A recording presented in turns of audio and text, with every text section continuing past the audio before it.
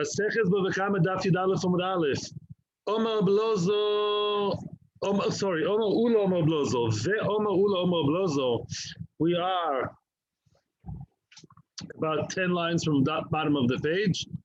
But before we continue to the shir of today, which is basically a shir of different statements of Ula B'Shem Blozo, the statements of more or less nothing to do with each other, the common denominator being the author. As I said, sometimes our Miroim, this combination of Miroim Ula B'Shem Blozo is a rare combination. So once Ula B'Shem Blozo already mentioned something in the previous sugya, once he's on stage, he stays on stage to say everything else that he wants to say. Some of these statements appear other places in Shas, some of them we know, some of them will be Chazor from Bava Basra. We're going to have fun today. Okay, so what did Ula B'Shem Blozo say yesterday? He said, Shamin leganav ulegazlan. What does shamin mean? Shamin mean, it means that if a person is stole or he grabbed something off his friend's domain, either quietly or openly, overtly, ganav or gazlan, we know that he has to pay back. The question is, do you do shuma? Shuma means what? Do you evaluate how much the chayfetz, how much the object is worth or not? What do you mean?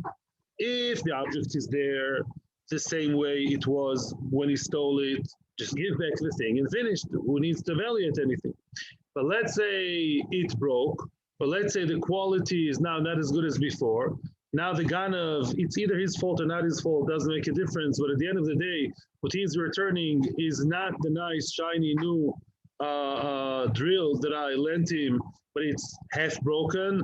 It's now cranky. Now it's not so good. So it used to be worth $1,000, and now it's, let's say, $500. Do we say that you should return $500 worth the actual object, which is half price now, and he should be mashlim shamin?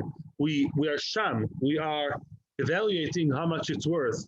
We evaluate the 500, and the rest he pays in cash. That's called shamin, and that's what Ula B'Shem Blozo says you do. He's being nice and easier with the ganav and the gazlan. He says ganav and gazlan at the end of the day, they give back what they stole, even in a lower condition, and the rest they should complement with the money. Most opinions, and halacha l'maaseh is not like that. We say no. When it comes to nizikin, we saw you do shuma, right? By nizikin you do shuma, and also by shoyel. By nizikin, if my shol gored your shol, and now he's worth 300 instead of 1,000, you keep the 300, right? Sell it to McKenzie and McKinley and MacArthur, and the 700 I'll just pay the difference. Yeah, I'll complement the difference for 700. That's all, that's for sure, right? Because we say tashlumin, yeshalem lebe'olav, lehashlim, to complement. That's for sure. Also by a shoyel, the person who borrowed the money. When it comes to ganav, the halacha l'maaseh says no. By ganav, we're not so nice. Why? Because by ganav, the second that he stole the object, he's already chayiv. What happened later, I don't care what happened later, it's broke and smoke and this and that, and now you have to give differences. No differences. No. You have to give me a brand new one. People were asking yesterday, what happened if you stole a second-hand one? So either give me cash for the value of the second-hand that you stole from me, or give me another second-hand drill of the same value. Go to the second-hand shop. There is a second-hand market, as far as I know, everywhere in the world, I think. So whatever, you have to come, but you definitely can't give me a half-broken one, which is way less than you stole, and just pay for the difference with cash. That by Gneva you can't say. You have to give back what you stole, and at the moment of Meshicha, the moment of Kinyan, you're mischayev to give back what you stole. Nothing to do with breaking and not breaking. It's an irrelevant thing for the Ganav. That was a statement of yesterday. Now we're starting today's shir. We are now talking, we need 2 introductions, and life will be beautiful. Yeah, we are Yud Aleph Amud Aleph, 11a. Says the Gemara. Before the Gemara talks, let me give you 2 introductions. We all know that a woman in the times of Beis HaMikdash, B'meir B'yemeinu Amen, the Beis HaMikdash will be built, and then a woman that gave birth, even if there was no blood at birth, theoretically there was a Leda Yevesha, let's say it was dry birth, yeah, it's nothing to do with the blood coming out. A Yoledes is Tmeya regardless of the emission of blood. What does a tuma mean? For a boy, it's 7 days. For a girl, it's 14 days. And then the tahara days start 33 or 44. or 66, excuse me. And then, yeah, at the end of the day, she's Tomeh at birth. Now, the Mishnah in Nida talks to us about all kinds of cases where a woman gives birth to something weird, all kinds of, like pieces of hair, pieces of flesh, all kinds of mystic things. Sometimes those things are nothing, which means sometimes she gives birth, so to speak, to non-existing being. In other words, it's not even considered a baby. Now it's important to know that. Sometimes she may give birth, or let's say today would probably call it miscarriage or early birth, nothing serious, so to speak, came out, and she's not Tmei Leda.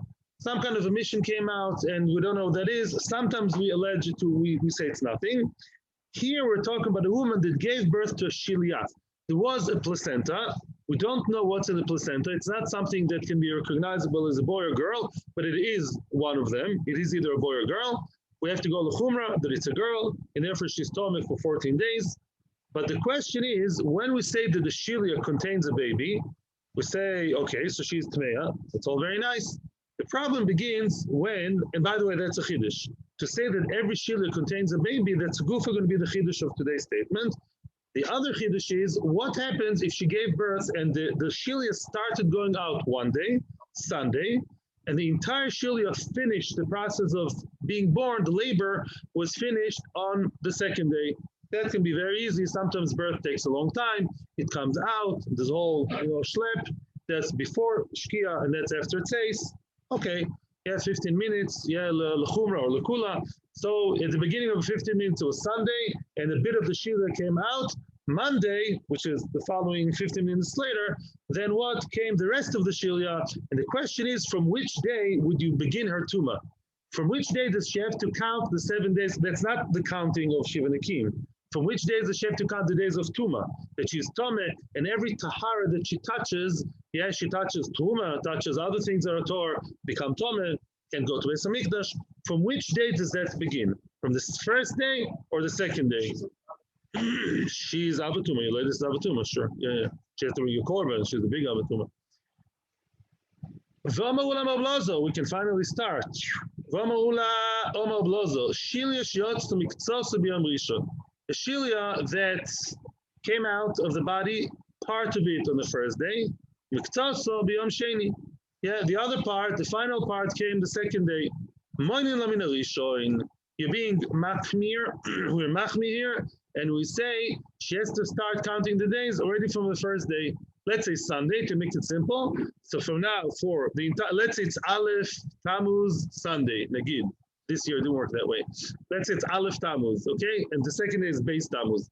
Aleph Tammuz, she's going to be Tomeh until the 14th of Tammuz. Very nice. We're machmir. Maybe already in the first, why are we machmir? Because maybe we don't know. The real suffix is, and I didn't yet explain it, what part of the Shiliyah contained the baby. Because only Roiv baby, only if the majority of the baby, and we don't know what's inside, we don't have an X-ray machine or ultrasound there from some reason, we don't know where is the majority of the baby. It's really a game of statistics over here. Is the majority of the baby, was it contained on the Sunday part of the Shiliyah or on the Monday part of the Shiliyah? Shiliyah has placenta in modern Hebrew too, just help with the hey. Okay. So now the first day was the Roiv contained there, or maybe the second day. We say the first day, maybe we can't take chances over here. It's Tumah V'Tahara. It's a serious thing, Doraisa. We are concerned that on the first day, already the Shiliyah that was there contained, that part of the Shiliyah contained the most Roiv of the baby, and therefore already there she's Tomeh. Yeah, I'll hear questions in a few minutes. Rove says, "Ma daitech l'chumra." You think you're being so religious? You're trying to be machmi here, and you're telling me, no, already from the first day. Maybe already in the first day she's Tomeh. So let's start our counting of 14 days in Aleph Tammuz, not Beis Tammuz, when the whole thing came out, and then for sure she's Tomeh. Maybe the majority already came at the beginning of the birth. Oh, I don't know. And therefore, already starts her Tumah from the first day. Says Rove, you think you're being such a big machmi and you are religious? Yeah, you think so? It's a chumrah that gets you into kula. That chumrah, at the end of the day, if you think far ahead, then that chumrah leads you to a kula, which is terrible. Why? The kametaras la mirishon. Just like you start the tumah early, so too you finish the tumah early. In other words, if you start counting from Aleph Tammuz, 14th of Tammuz will be her last day. Even if she's dripping blood, we say what? On the 15th, she's tahar. The 15th, she can be with her husband and touch taros and go. She can't yet go to Beis Hamikdash, but she can touch truma, not kochim, and things like that. Hey, wait a second. Maybe the baby came out really on Beis Tammuz, and then really on the 15th of Tammuz, she's still tameh. So you are pulling the blanket one way, but it's not covering the other way, the other end, right? Yeah, very good. In other words, so Rava basically tweaks what we said now. He's tweaking Ula. Lachush choshes already from the first day, to be concerned and not touch any tahara and behave as if she is tameh already from Aleph Tammuz. For that, I'm asking for the chumrah, not to make a rosh. Yeah, maybe already the first day, that part of placenta already included the entire baby in it. Could be, but contained it. But but the real counting of 14 days will only start the second day, Beis Tammuz. This way, the blanket covers both ways that she's tameh a total of 15 days. Either the 14th starts on Sunday or the 14th starts on Monday. At the end of the day, she's covered both ends. Very nice. So, Bekitzer, what's really the story over here? I'll continue right away and then I'll hear your question. My Kamash Malan. So, at the end of the day, what really you're coming to tell me here with this whole interesting story of the placenta and the birth? What does it boil down to? The ein mikza shilia beloy vlad. Wow. That is to tell you as follows. We're coming to learn a rule over here that you don't have a little bit of shilia. Every part of placenta contains some part of the baby with it. In other words, even if 10% of placenta came the first day, we know that there's some baby in it, some amount of fetus in there, and not zero. Let me explain what Rashi says. We all know the games of statistics. It's all about how many numbers are in the lottery. In other words, there are three. If there were three options here, a bit of Shila came out on Sunday. Let's say we would have said, not like the Gemara, that there are three options here. Sunday, 10 at the beginning of the birth, 10% of the placenta came out. They're already beginning to say some mazel tov. Let's say at the end of the day it wasn't mazel tov. 10% came out. If I had three options, zero, maybe no baby is contained there, minority of the baby, or majority of the baby. Only majority of the baby contained in the shilia causes tuma. So now we are so machmir, and we're metameh that woman an extra day. Why? Because we say maybe the majority is really contained there, maybe the majority of the baby is there. That you can only say if you have two options, majority of baby or minority. We say it's a 50-50. Wait a second, Avada. That of course you have to be machmir. But if you wanted to say that really the placenta has three options, zero, minority, or majority, then 2 out of 3 options means that she's tahor. If it's a zero, she's tahor. If it's a minority, she's tahor. Only a third of the options, only 33.33% is that she's tameh. That even in the Raisa, we wouldn't be machmir. Therefore, what are we really saying in this Ganze statement?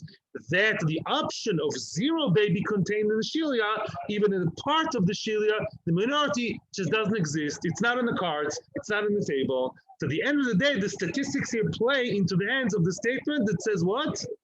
That says, ein miksa shilia beloy vlad.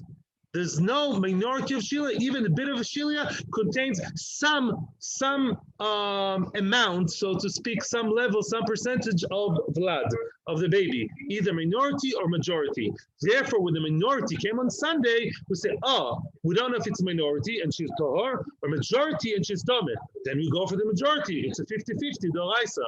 But if you told me that there is a third option, that shilia has zero baby, that part of the shilia, the baby is not there, and it's zero, then she wouldn't be tameh, because it's really 2 out of 3 that she is okay. Zero is tor, and minority is tor. But you only question to 1 out of 3, that's too much. And therefore, really, all we're saying is that what? That ein mikzas shilia beloy vlad. There is no shilia, even a small part of the shilia of the placenta, or the embryonic sac. It's a shaila what real it is, yeah?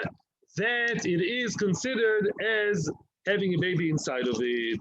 Now the question is going to be, I'm going to hear a question. Thank you for your patience. But first of all, no, but we're going to see soon a question about that it's already written in a different Mishnah.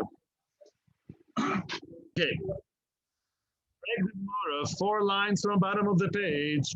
My kamash malan. What really you're telling me? Then miksa shila beloy vlad, right? Okay. We just explained very, I think, clearly, Baruch Hashem, that from here we can see that every bit of shilia contains some percentage of the baby in there. Okay. That's already written in the Mishnah. Why does Ula have to tell me something is in a Moira if his Chiddush is really indicated already in a different Mishnah, in Chulin? It says there, and now I assume you know the halacha. Before we continue, another small intro. What happens if a person shechts a behema, midoraisa, not midorbanon? A person shechts a behema, and kedas v'chadin, badatze the charedis, Rav Rubin, Rav Lando, everybody's there. Shchita l'mehadrin, and then the cow was pregnant, came out, and inside the cow, she was pregnant at the time of shchita, and there's a baby that was born, a live baby is there in the tummy of the cow. Do you have to shecht the baby? No. Me'ikar din with the rice, you can shoot it in the head, Mackenzie style, and you can eat it. Why? Because the shchita of the mother pattered, exempted, covered the baby. Because it says, something like that, ba behema, inside the behema. Now, the question is, what happens is with the following case? Let's listen to the Mishnah now. Shilia sheyotz to miktzos, now we're talking about a behema. Lahavdil from the woman, a behema had the shilia, let's say a big fat cow, had a shilia that came out of the womb, a little bit came out into real life, in the outside world, and then came back in. Yeah, the shilia, false alarm, the shilia started going out and whoop, came back in. So now the question is again, if we say that shilia contained the majority of the baby cow, and let's say afterwards, it stayed inside and they shechted the cow, the mother, we could say that if the animal, the baby, was already exposed to the world because the majority of it was outside, then although it came back in, then it's not covered by the shechita of the behema because it was born and then came back to the stomach, to the womb, right? Yes, it popped up, out and back in. Apparently those things happen, yeah? In other words, the thing is it came out, and if we know by x-ray, by ultrasound, by something, or maybe by size, a lot of the shilia, let's say a lot of the shilia came out and flew back in, then the animal says, I don't want that baby, she puts it back in the stomach. Then we say that it's not covered with the shchita because it's a foreign baby that was born and came back in. Now, what happens if a little bit of the shilia of the baby cow, the calf, whatever, came out and then came back in? Miktsas, a little bit of it came out. Asur b'achila, it's asur b'achila. You can't eat it based on the shchita of the mother. Yeah, you can't shecht it. Yeah. Now the question is, why is that? There's no shilia below vlad. Okay, says Rashi, we're choishesh that in that minority of shilia, like I told you, maybe the majority of the baby was there. If the majority of the baby was contained in minority of the shilia, like we're choshesh by woman, we're choshesh by the behema. And therefore, if the majority was already out and then was swooshed back in, then we say, hey, that's a foreign baby. He's not included in the shchita of the mother. Even though by the time of the shchita, he was all inside the womb again, he was back again home, lo meshaneh, we don't care. We say, you're outside there, you're not included in the shchita. But one thing we see for sure, and let's continue to the Gemara, siman vlad be'isha, siman vlad be'behema. It says outright, mufurish there in the Mishnah, whatever is considered as a vlad, as an indication, siman, of the vlad in a woman, is the same thing by behema. So you see exactly the same concept already in behema. And it says behema and isha are the same in that respect, meaning we say that if the vlad was a bit of the shilia came out, we are concerned, maybe it's a minority that's contained in there. I don't know what's in there. I'd only been 2021 and I don't have an x-ray and I don't have ultrasound. And even today, I don't think he can do ultrasound in that half a second, yeah? So then, I don't know, maybe it's miut, roiv. We're concerned it's a roiv. We're choshesh it's a roiv, right? So we say there are two options here. Minority, majority, let's be machmir, go for majority. And we're not looking at the third option that there's a zero over there, because then we wouldn't be machmir. So exactly the concept you're teaching me is already written exactly, word for word already in the Mishnah. It's true that over here it's a woman and it's tuma, and there it's a behema with eating the flesh for Yom Tov. So what? The concept is the same. We say that a shila that came out, even the minority of it, either contains a little bit or a lot, and we're concerned, we're machmir for a lot. We go for the roiv option. But both statements tell me outright that zero is not an option. Because if there was a third option of zero, then we wouldn't be machmir. So hello, why does the Ula have to tell me something which you can clearly read from the Mishnah, Mefurash Mishnah? He's an Amayra, not a Tana. That's the question. Okay? Yes. Tomorrow there's a difference. Here we have to hold cup a little bit, but we're going to get it. Imi Masnisin answers the Gemara. You know why Ula still had to make his statement, even though there's a Mishnah? If only from the Mishnah, Hava Amina, I would have said the Yesh Miksashila below Vlad. I would have said yes. I would have said really, midin reality, mitzad reality. Sometimes you have a minority of Shilia without Vlad. Oh, so why are we over here, Machmir? The Gezerah Miktasa Atukula. I would have said that by the cow, we're Geyser because Miktasa Atukula. We're Geyser in the case where you have a little bit in case of Geyser Atu, in case there's another case of most Shilia coming out, which means Kamash Mulanda Udo. Let me explain about that and then we'll see it in Rashi. Generally speaking, the story is as follows.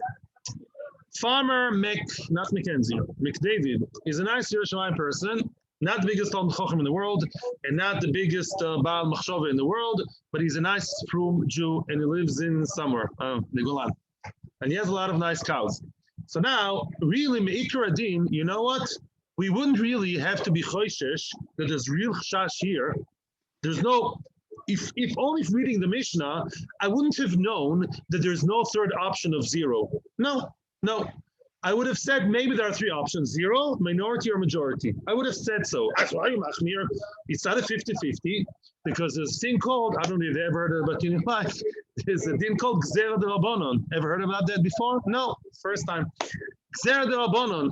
If Farmer McDavid would get the minority of the Shilia out, well, there's no real chashash, medin d'orais or medin probability. And then falls back in, he's go, wow, Rabbi, this is such a cool case, Rabbi, whoever from Katrin. You know, the behemoth just, the minority of the Shilia popped out, and then back in, whoa, and soon tomorrow after birth, we're going to shech the mother, and then can we just shoot the cow in the head and eat it? And then, wait, don't make such a no. Me'ikar Adin, I would say yes. Me'ikar Adin, in Doraisa, let's say, you can shoot it in the head. Me'ikar Adin, mitzad probability, of course you can.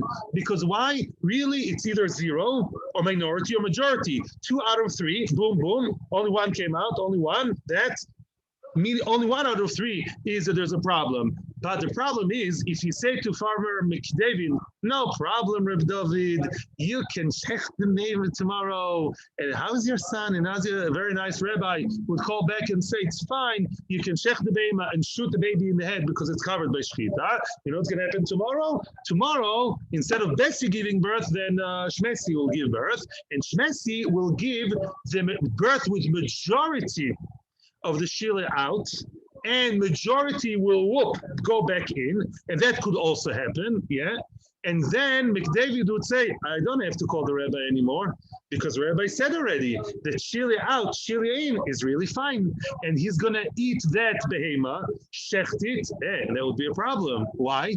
You check the mother and shoot the baby in the head and think it's covered, then it's a problem. Because when Roiv Shilia is out, then of course it's a problem. Roiv Shilia, Avad contains Roiv of the baby, and that's for sure a problem. So even though mitzad probability, mitzad din d'oraisa, it's really 1 out of 3, and it should be okay, but really mitzad gzera, not every farmer and not every koilel guy either knows exactly the fine differences. And he'll mix up between minority coming out, which is okay, into majority majority coming out, where for sure there's a roiv, or mostly sure roiv behema coming out, and then comes back in, and then you leave treifes, says Rashi.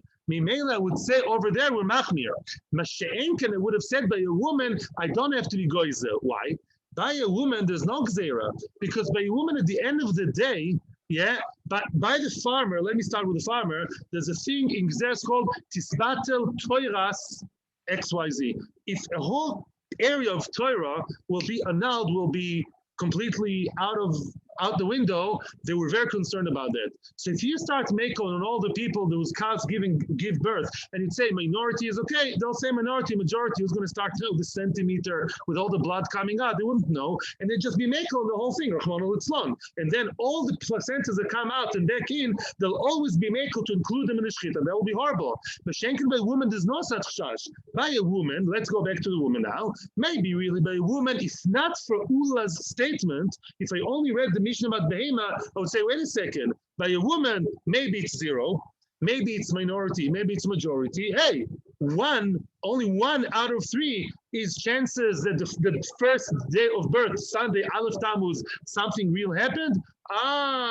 Well, nobody's going to be Mekel. Even if I'll be Mekel and tell her, today you are Tahar, there won't be complete bitul of Tumah and Tahara, because tomorrow the baby was born. The case of the woman is not a case of placenta that came back in for life till birth. The birth continued. It started Sunday and continued on Monday. And then, of course, it will be Tomeh. The question is, when will she be Tomeh? Sunday or Monday? Okay, that we're not mevatel the whole Torah of Tumah and Tahara after birth. Mapitom. Of course, everybody knows that at the end of birth, she has to be Tomeh. 7 days, 14 days, 33, go to Beis Hamikdash, bring the korban, and therefore there, we're not concerned about that. So I would have said, mitzad d'oraisa, mitzad the probability, no problem. It's only 1 out of 3. Mitzad gzera, machpatli.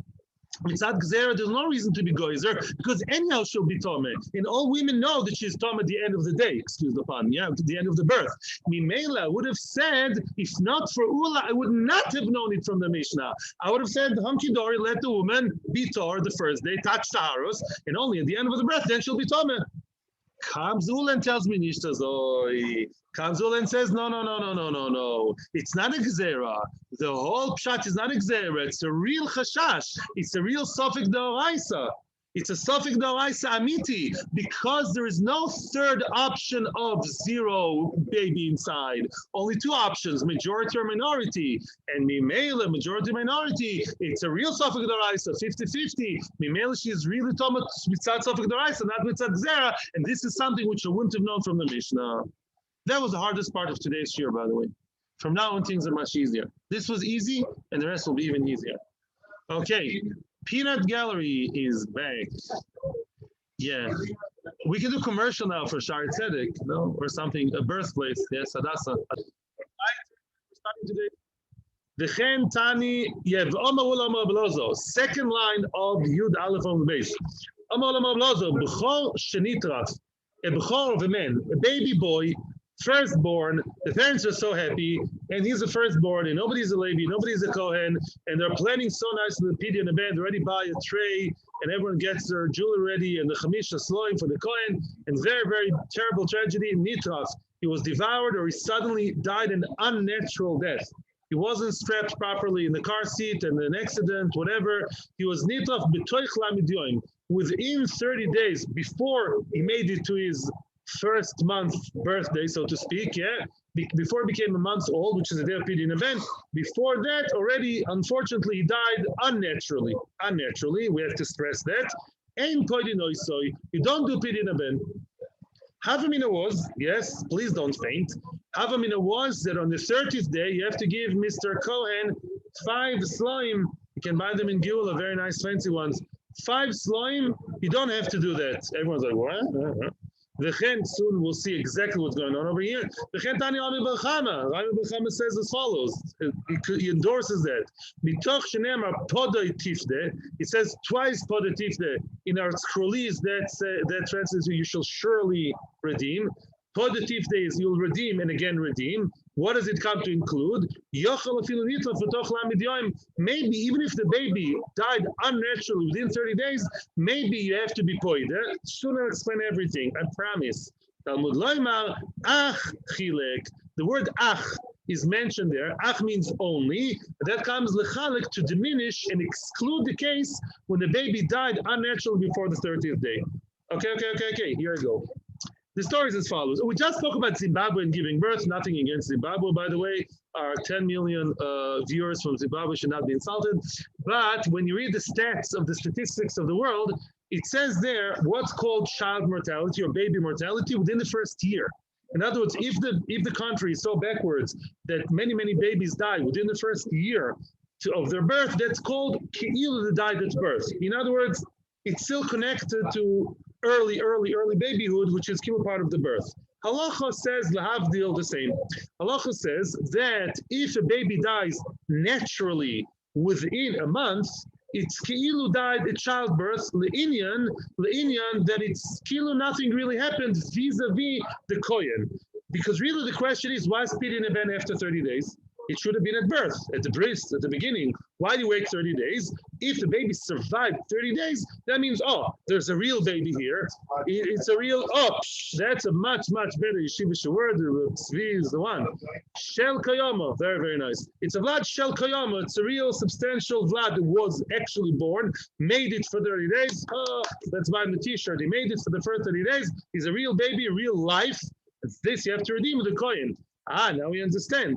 So if the baby died naturally, lo aleinu, from the birth, there was complication in the heart, intubation, stories in the incubator, and he didn't make it to the 30 days, then we say, right from the start, there was something wrong, and he never really was born to an extent. Masha'enken, if the baby was amazing and looks exactly like the mother and the father, and hugged him and kissed him, was very healthy, and 3 weeks later, crashed, car accident, a truck hit him, lo aleinu, then what? Then it would say, wait, had he stayed another week, most probably he would have made it. Nothing natural stopped him from making it to the finishing line of 30 days. So maybe Mr. Cohen would still come to the shiva house and say, I'm so sorry for the baby, but give me the 5 sloim.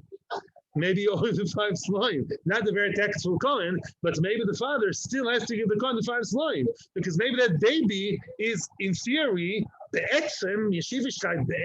baby is a 30 days baby, which by the exterior factor didn't make it there. So maybe be'etzem is 30 days old and therefore gave the kohen the money. And I don't care that he's dead. I feel bad that he's dead, but law does make a difference for the Pidyon. Kamash malan achilek. It's a suffix though. I said very nice, beautiful, nice, Jeff. Kamash malan achilek. I prefer the questions because we're just starting. Unless it's, let's say, half North Korea, Uzbekistan. Let's just ask questions that are really nugea, or you don't understand something, not if would have been, I could have been, and this, because we still have a long way to go. Yes.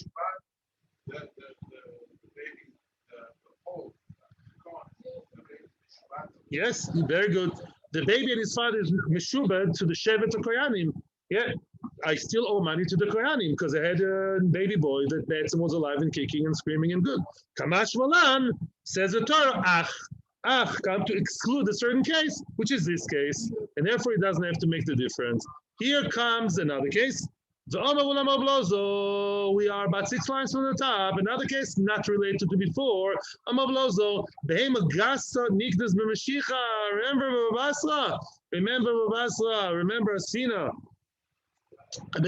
What's a behemagasa? A big animal, a cow. An elephant. How do you acquire it? How do you do kinyan? With Mashiach. You pull it daladamas. Yeah, that's a shaila exactly. But nagid daladamas to play it safe. Where do you pull it into? Either your house, your chotzer, or the simta, a small private street, which is ki'ilu yours for private usage, right? For that time, and you pull the behema in there, pulling it into your domain. That symbolizes ownership with a haskama of the original owner. This way I acquire it. I do not acquire it with money. That's the most balabatisha wrong thing to say, because metaltalin, mobile goods or animals are not acquired with money. I owe him money. The cow is worth 5,000 shekels. I owe 5,000. But the cow is now mine if I did Mashiach or lahavdil by Aganis. But that's a different story. Frag the Gemara, very nice. But we learned in Maseches Kiddushin in Daf Chafei Amud Beis, B'Mesira, we learned that the behemagasa is acquired by Mesira. Remember Mesira? Mesira is a more symbolic thing. When you don't move the actual behema, you just move over the, let's say, the leash. or the afsa or anything, or the muzzle. You take something that holds the behema and it changes hands from one owner to the other. I think they say to acquire a car today, to my shame, I'm not sure. If you give over the keys, that's how you acquire the car. Yeah, in other words, you don't have to drive it Dalet Amos, which would be Meshicha. That's also an option. But you do Mesira, you must sell to give over, like Oishi, I think this is Mesira, huge sugya, right? So you give over the muzzle or the leash or something like that, yeah? Those things you give over what holds the behema, or even the hair. The hair, you take a bit of hair, you move from one to the other, the mane of the horse, let's say, that shows ownership by itself. So you're against the Mishnah. You say it's acquired by Meshicha. The Mishnah says, no, it's easier. Just do Mesira. And Mesira works, I think, even on Shusabim, everywhere. Meshicha does not work in Shusabim. Why? Because the Shusabim does belong to me. The Shusabim is so busy, Manhattan. First time I went to Manhattan and last once in my life, I was crazy. I'm like, believe so many people can walk down the street together. It's like a sea of people. So in the middle of Manhattan, yeah, you can't do Meshicha because nobody sees what's mine, what's yours. It's everyone. So Meshicha means it goes into my domain. Mesira can be done there because it's not my domain. It's my hand. My hand is always my hand. In any event, why are you telling me Meshicha? The Mishnah says Mesira. Can a Moira argue in the Mishnah? Says the Mishnah, says the Gemara, nothing happened, all is good. Who the Omar, Ula holds like another Tana. He has another Tana to rely on. Kihai Tana, he believes the other Tana that says the Tanya, the Chachamim are supporting Ula, and they say Zu v'Zu b'Mashicha. Who Zu v'Zu? Both a behema daka and a behema gasa. Behema daka would be a sheep or a cat, as opposed to behema gasa, which is a cow or an elephant. They're both acquired by Mashicha. It's a machlokes whether behema gasa is acquired by Mesira or Mashicha. Ula has every right in the world to say that it's acquired by Mashicha. And by the way, that's halacha l'maisa also. Rabbi Shimon says no. Both behema daka and behema gasa are acquired by hagbo. What's the third physical kinyan? To lift it up. To lift up. You take something small, take the phone, yeah, you lift it up, you pick it up 1 tefach or 3 tefachim, you pick it up and it's yours. Obviously with the haskom of the other person. That works by small animals. You can take a sheep very easily, you can pick it up. And that's the way it works. How can you pick up a cow? How can you pick up an elephant unless your name is Superman? So we say, B'chavil is moiros. Rashi points out, Chavil is moiros. What does Chavil is moiros mean? With twigs, with branches. How do you pick up an elephant? With branches? Rashi in Kiddushin. Rashi says that you make your ramp, if I'm not mistaken, one of them, I think Rashi said, you make your ramp of what's the names, made out of wood, of those chavilas moros, of those twigs, that should be strong, and the elephant walks up the ramp 3 tefachim, like in a circus, and that's agbo. It's not lifted off the floor itself, is higher. And that ramp is the Hagba. And Toysus, I think, says otherwise. He says, no, you have to stand in a high up place, hold the branches, and then the elephant jumps in order to get the branches 3 tefachim up, and that's the kinyan. Okay? What? If the Gemara says it can jump, it can jump. V'amar Ula, and says Ula Mablozo. Here comes a very, very interesting question. Mishpat halacha. And this, what I'm going to tell you now, is all the pshat I'm going to tell you now is based on the Sma, Sefer Meiras Einayim, which is one of the main Perushim on the Shulchan Aruch. Ha'achin shecholku, brothers, yeah, brothers that split the Yerusha. But before they split the Yerusha, yeah, we're back to Shnoichlin, so much fun. Before they split the Yerusha, there was something called Fusas Abayis. Everybody owned everything. What does it mean everyone owned everything?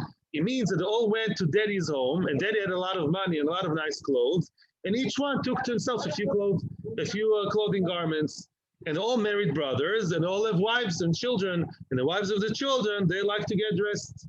So now comes D-Day, not D-Day, sorry, that was not the right word, I'm sorry. Comes the date of the Mishpat. Now they decide officially how to divide the Yerusha between them. So each one already is wearing certain items, and his wife and children wear some clothing items too from the Yerusha. But now they're making the final real decision and the estimation, evaluation of let's split it right and see how much each took, including the clothes. So now, listen carefully to what we're doing here. Ma she'alehen shomin. Let's say the brothers come to Beth Din and they're actually wearing the what? The clothes of the father. So now Beth Din says, hey, Mr. Reuben, Shimon, Levi, Yehuda, Issachar, Zvulun, we're going now to evaluate what you guys are wearing. We have to make sure. Maybe you're wearing a very fancy Gucci schmucci, and the other one is wearing some third hand thing. So the schmucci guy, Gucci, would have to pay more, right? In other words, you have to evaluate what you're wearing right now, even now in Beth Din. And you can even come to Beth Din in order to evaluate the clothes you're wearing on your body. However, so there's a fair division. Umashal b'neinu b'nusein ein shomin. What the children are wearing, we do not evaluate. What does that mean? What? The answer is as follows. Let's say the boys and the girls are ktanim or even gdolim, but they're not used to coming to Beth Din. They're not part of that fight. It's only daddy fighting against my uncle. They used to be such nice friends, my daddy and uncle, before Zaidi died. I don't know what happened all of a sudden, yeah?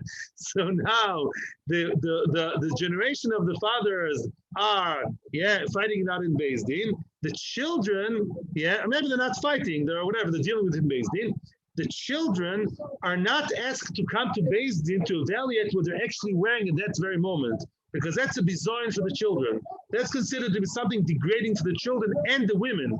The sisters-in-law, the daughters-in-law of the niftar are not supposed to come to Beth Din to see what they're wearing right now and evaluate it, because that's considered as bizoin. It's a busha for them. So what if it's a busha? Well, what do you mean? His wife is wearing the nicest, I don't know, Chanel. Well, my wife only got the third-hand thing. Of course, we say no. We say, because you knew right from the start, the different women took different items, and at the beginning you didn't say anything, therefore it shows mechila. Why? Usually we can say I was not moichel because I knew that the Beth Din will come and evaluate the clothes. But since we know that it's bizoyon to bring a woman and children to Beth Din to evaluate what they're wearing right now, if you didn't scream at the beginning, now it's too late. Because you knew that at the time of Beth Din, they'll come to Beth Din and Beth Din will not be able to evaluate what they're wearing because it's not mechubad, it's not nice. So unless you said at the very beginning to Shprincabela's sister-in-law, Shprincabela, I saw you took from that discover that nice Chanel. I'm now making a mecho in front of 3 people and posting it online that you should know I have an exception. It's a case by me. But if you did not do that, if it's a cloth of you and your own brother, the children of the niftar, we say, I didn't say anything because I knew my brother will come to Beth Din. We'll go to Beth Din a lot anyways. We'll evaluate the begodim that we wear. But for the women and children, I'm not supposed to come to Beth Din to evaluate what they're wearing because that's a busha, that's degrading for them. It's not nice to bring children from Beth Din to see what you're wearing right now. Let's see exactly how much it's worth. Let's check the ticket. That's not mechubad. Mimela, if you don't make a mechubad at the beginning, it shows some kind of mechila, and we're way beyond it. No questions now whatsoever. Bichlal, only at 10, 20 something. That's only true about Bigdei Chol, not Bigdei Shabbos. I thought that's what the Tosha says and the Rif says. Why Bigdei Shabbos are different? Not because Bigdei Shabbos are fancier. Says the Sma, because Bigdei Shabbos are the clothes they're not wearing right now. Back then, they were so poor, they only had 2 sets of clothes, weekday and Shabbos. Today, in a Chinami, would say she took 7 different dresses, the other one 10 dresses, and a Chinami. All the dresses are not wearing right now, they should be taken to Beth Din. Only the clothes that they're wearing at the moment of the Mishpat Beth Din, those clothes, it's not mechubad, it's not sneers even of women, it's not even children. Don't start bringing the other members of the family to see exactly what they're wearing, what they're doing, and that is not mechubad. But what they're wearing, they're part of they're big boys. The boys themselves of the niftar, don't tell me to be so. And you come to Beth Din all the time, adult men, don't tell me, don't touch my ticket. So Mimela, you're supposed to evaluate it, and the other brother who never opened his mouth and only now complaining, he's right. Because he says, I didn't say anything because I knew my brother didn't come to Beth Din, like we come there anyways, and we're going to evaluate his clothes anyways. Mimela, b'vakasha. Mimela, and Achinami, I now want to evaluate it and see the differences. Omar Bope, continual Bope makes an exception to the rule. Sometimes even the clothes that they themselves are wearing, at the very same time of Beth Din, or they're wearing all the time during the week, you do not evaluate it in a certain case. Which case? Let's say the not necessarily oldest brother, the most savvy of the brothers, the brother that takes care of the family asset. He's the lawyer. He's the one who speaks better English and not only Yiddish and broken English. He's the one who knows how to represent us in the Goyish court if needed, or by the other lawyer, by the accountant. He's the one who is the face of the family. It's within our best interest that he should be dressed nicely. And we assume that, unless he did mechor right at the beginning, the assumption is that if he took the Gucci-Pucci clothes and he have the regular Bekish and Kapita of Zaydi, and he wears a fancy modern suit, which is worth much more, we assume you're moichel. Why? It's good for them, for the other brothers, the lishamun mile, that his word should be heard. He comes to the lawyer, to the accountant, to the Orech Din, to the thing, and he wears a nice suit and a nice tie. It's for your best interest, Mr. Other Brother, to keep your mouth shut and not complain. And so we assume, and Mimela, we don't evaluate what he's wearing. He has a special permission to wear that. Again, unless it was Mechod done at the very, very beginning. Unless Mechod was done early, we assume your shtika is you kept quiet because you're happy that Chaim Yankel is dressed nicer because he's supposed to represent you in the whatever federal court in the county Shmounty. Oh, here comes the main sugi of today, but we didn't get there. We're only going to start. Shomer, again, keep your questions for 10:22 and a half. Yeah, Shomer Shemosar LeShomer. You gave your, let's give a small intro, although I know you know it, but it's kedai to refresh our memories. We're now talking about Shomrim. By the way, the main sugi of Shomrim, the Shomrim territory is in Bava Metzia. That's where all the halachas of Shomrim are mentioned, the sugyas. It's not over here. But again, this page is basically a mix and match of many different sugyas. The shomer socho, shomer chinam. When are they different? The shomer that's paid and the shomer that's just a volunteer for free. What's the difference between them? When it comes to pshia, they're both chayiv. If both of them were drinking the tea and addicted to the smartphone while the sheep was devoured by the wolves, or the coffee cup was falling off the counter, then of course they're chayiv. If, on the other extreme, both of them were fighting against the wolf or really tried to avoid everything, did everything they can to avoid the damage or disaster, but it happened, that's, basically, way above, beyond their ability, then they're both potter. There's nothing they could do. The difference between Shomer Soch and Shomer Chinam is what? Gneva v'aveda. It was stolen, it was lost in a way that's a gray area. The Shomer did a more or less okay shmira. Not the best, but not was on the phone. He was whatever, more or less somewhere in the middle. Then we say, if it's Shomer Chinam is potter, he did decent kind of shmira. He does get money. What do you want from him? Sorry, it was lost, it was stolen. I did the normal kind of shmira more or less. Not pshia, and then what? It happened. Shomer Chinam and potter.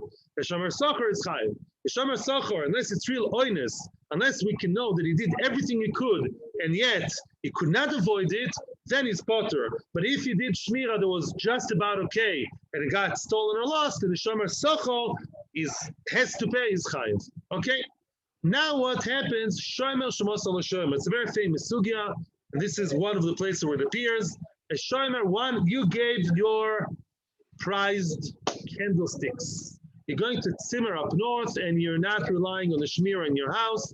You gave your prized candlesticks to your neighbor, and then your neighbor decided to leave. He also wants to go to Tzimmer. And then you left your candlesticks with another neighbor without you knowing. You're unaware of the fact that your candlesticks were given to shomer A, Atias, are now in the hands of shomer B, Bitten. So now the question is, you know what happened? Surprisingly, Mr. Bitten did not go on holiday, but something happened to the candlesticks by Bitten. And they either got stolen or lost or I don't know what, melted somewhere on fire. Something happened. The question is, who do I go to now? And what's the halacha regarding the first shomer, Mr. A? The question is, I'm afraid we're not going to see today already. The question is, can I claim that regardless to whatever happened by Bitten, by the second guy, can I say to the first guy, the mere fact you gave it to a different person, that's already pshia. Let's say the first neighbor was a shomer chinam.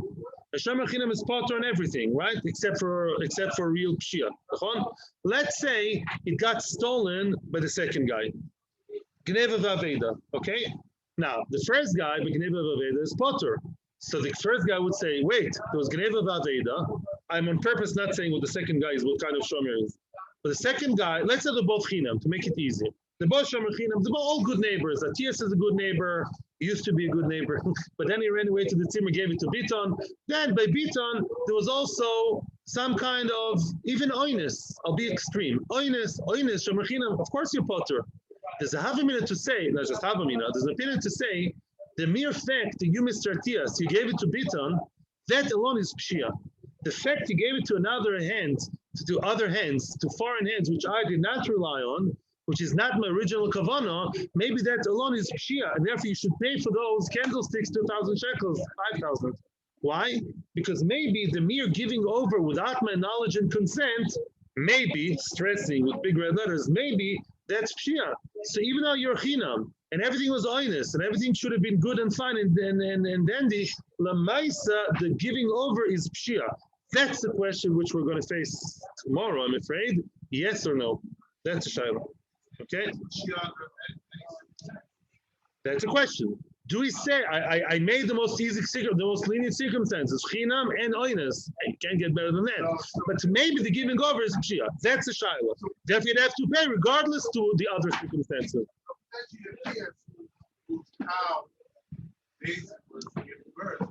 Yeah. Runs out, and he's over. I can't be here. You watch. You're asking a good question. What would be if the giving over itself was boinus? I didn't say anything about it in Shulchan Aruch, but it's a good question. Okay, good. Your questions are better than the shir. Thank you very much, everybody. Have a great day. Questions are welcome now. Thank you.